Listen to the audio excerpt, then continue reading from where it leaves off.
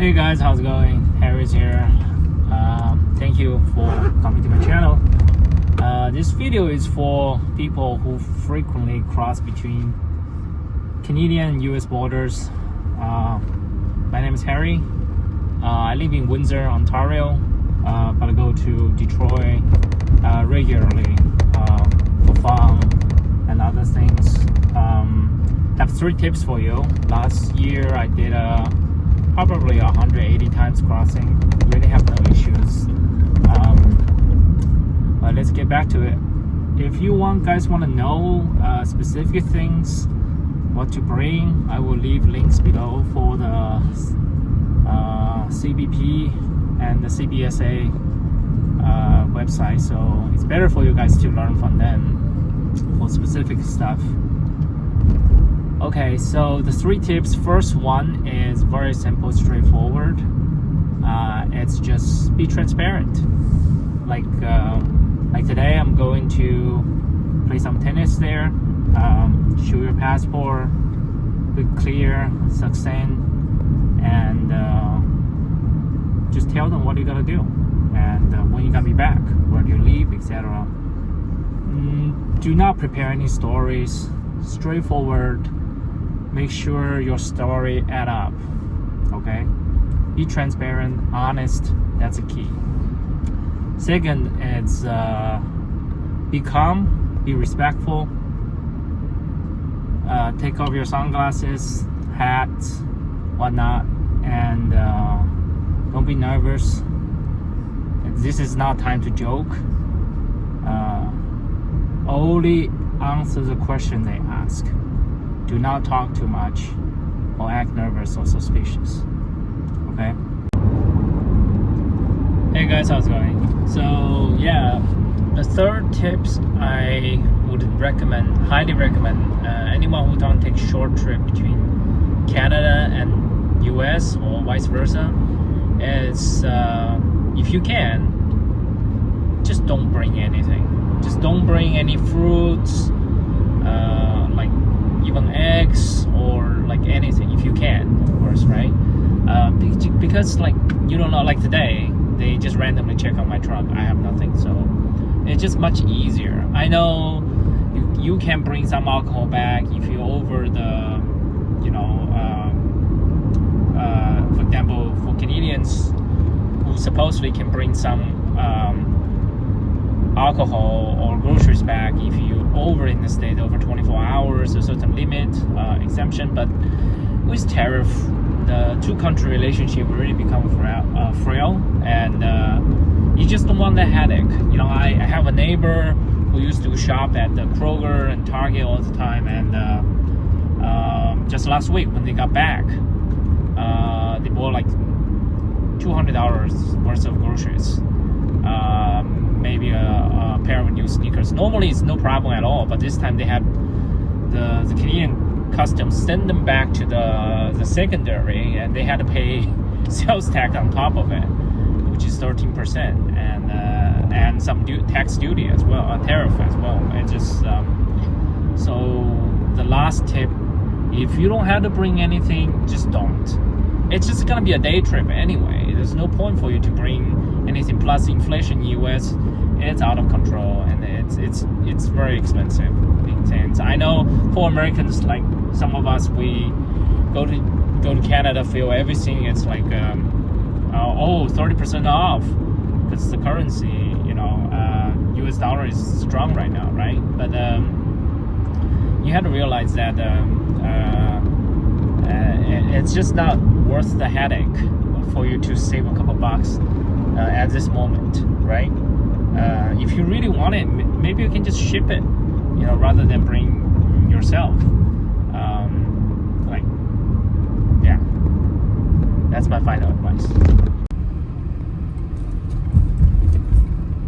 Yeah, we're almost at the Windsor-Detroit terminal right now. You can even see the new bridge in front of us, and then we have another one called Ambassador Bridge as well. And for people who live in Windsor and Detroit, I think terminal is easier. It's definitely cheaper, and you can buy the It's called Next Express car, so each time it's just cheaper for you to go as well.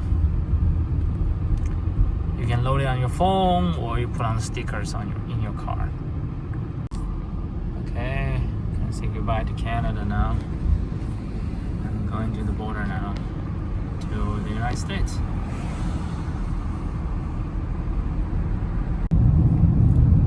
The terminal has been built roughly 105 years ago.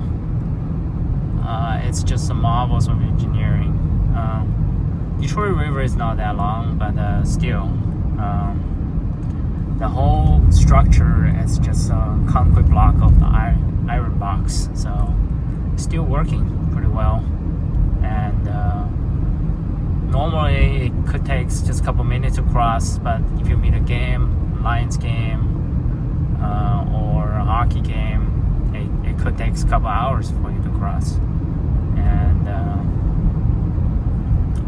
yeah, you can see on the left side, now we're in the US.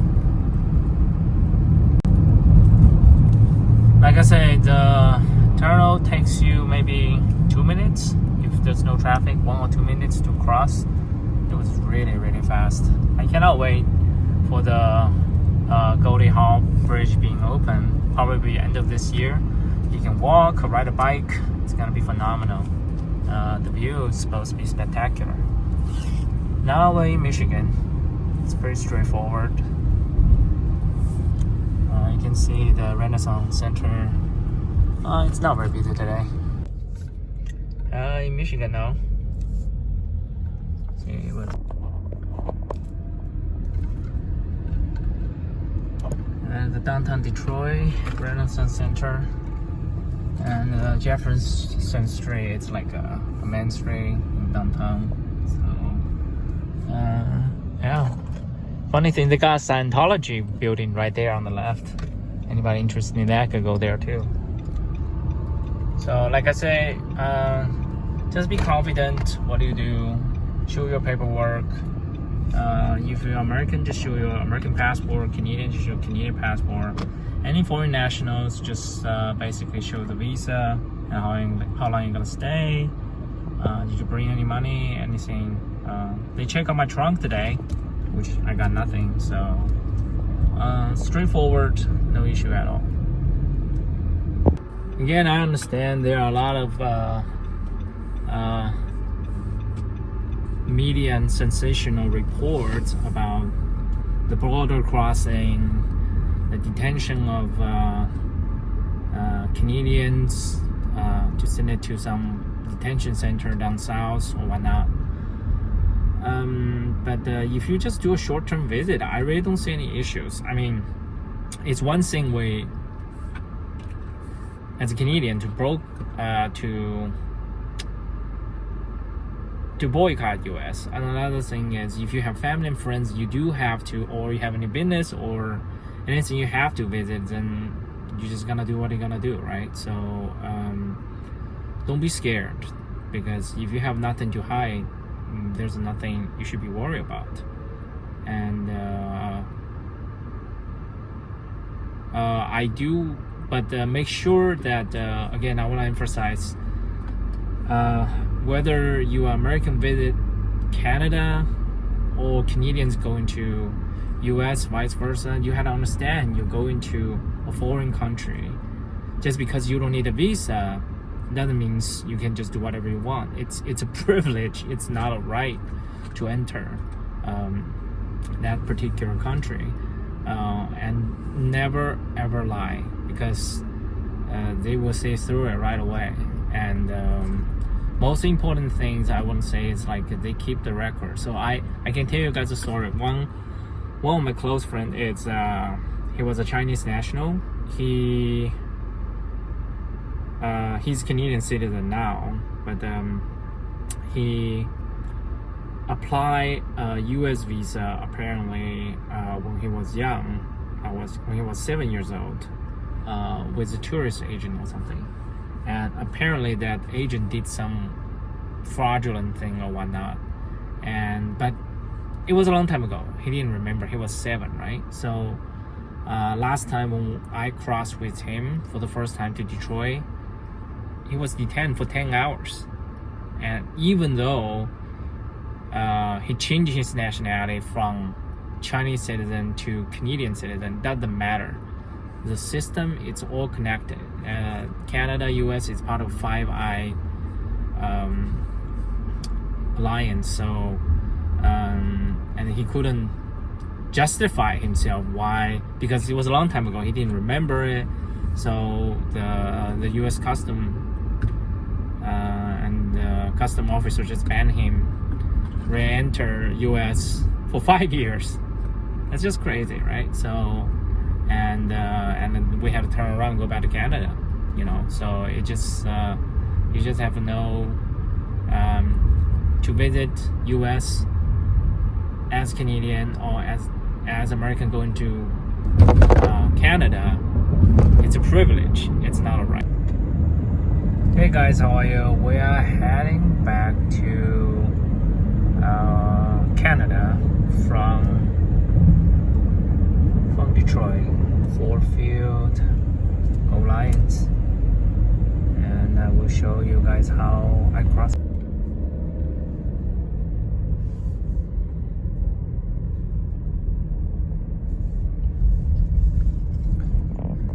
Downtown Detroit has been cleaned up pretty good. It's very safe. Anyone can walk around. I don't see any like tent city in LA or San Francisco. To be honest, it's so much better like 10-15 years ago during the financial crisis. So kudos to the government of Detroit. You guys did a good job. Hello guys, here we go. Downtown Detroit, going back to Canada. So we're gonna cross the border again. Same day, like I say. So going from US to Canada, I guess it's just like it's a very similar process. The tips is the same. Be honest, be transparent, and be respectful. Take off your sunglasses, your hat, and also try your best not to bring anything illegal, or just don't bring anything. And it's much easier process. You could bring technically anything, you just have to pay tax and declare the custom. Sometimes if you do bring something, just be honest, and 90% of chance they would, the worst case, you just pay a little bit of money, right? So it's not really worth it if you lie. Again, never lie. So you can see these two lines going to Canada only. So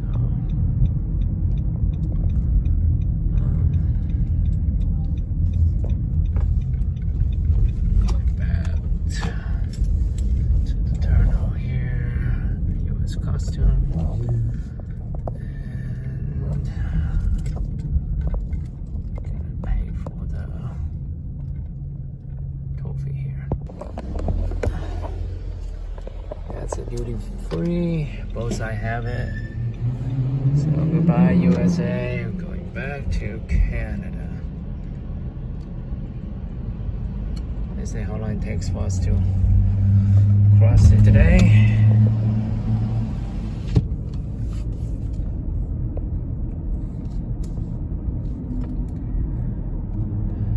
Easy peasy lemon squeezy.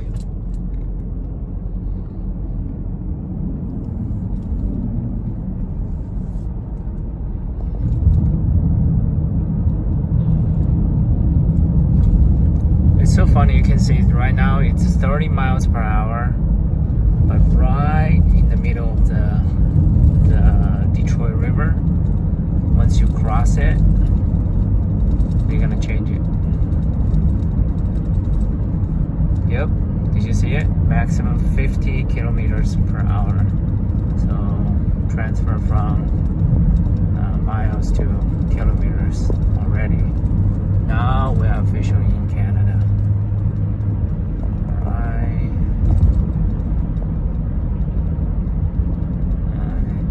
Told us to slow down a little bit. Yeah, if there's no traffic, I guess it's less than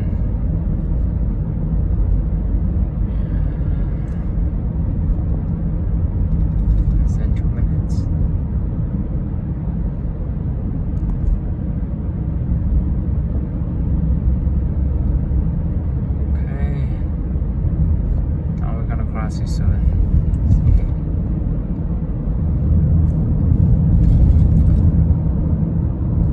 This is the end of the Detroit-Windsor tunnel. So now we are in Windsor officially. And you will see a sign.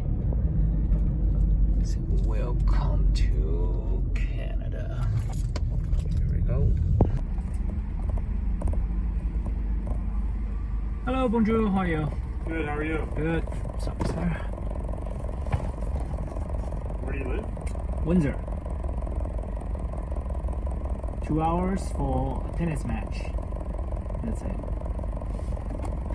You were playing? You play tennis? Yeah, I do. I wish we got a ball machine. Windsor, we don't have a ball machine. You can practice yourself. Oh, so okay. the closest one's in London. So where'd you play tennis at? Southfield. Okay. It's called Franklin Ethnic Club. Yeah. Did you purchase any goods on your way back? Nope. Did you stop at a duty-free store? Nope.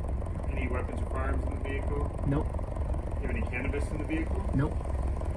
Do you have a currency of $10,000? I have no cash. Can I bring back any food with you? Nope. Okay. Have a good night. You too. Bye. Now we're coming to Canada. Cross the border, pretty easy. There you have it. Straightforward.